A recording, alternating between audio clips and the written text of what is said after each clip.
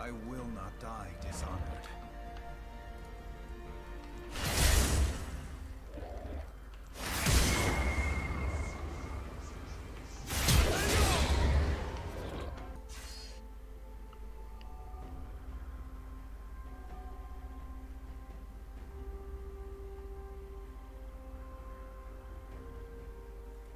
Some things never dull.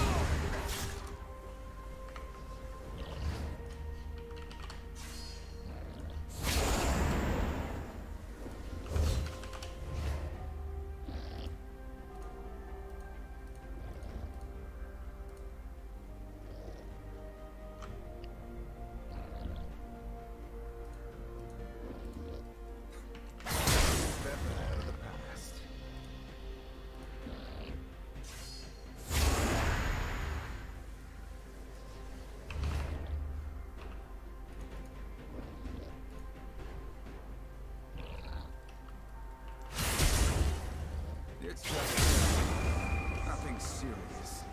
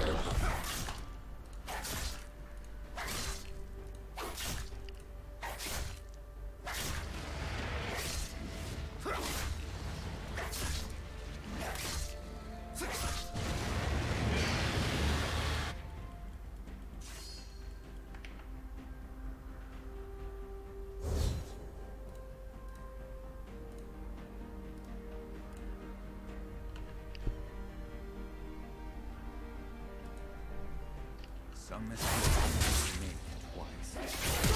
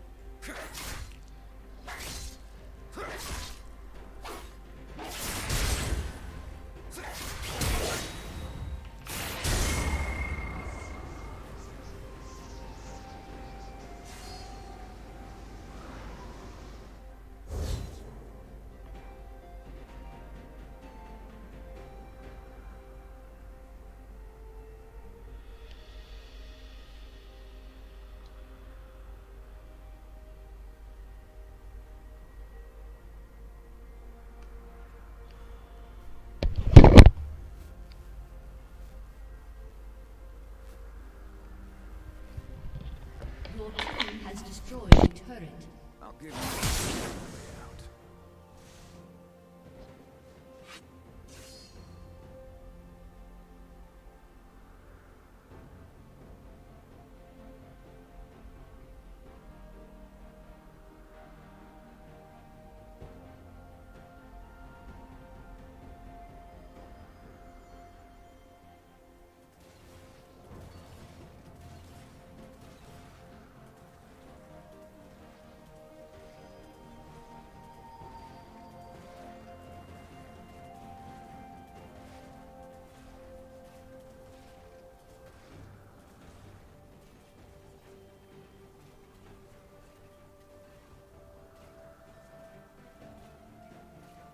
I will not forget who I am.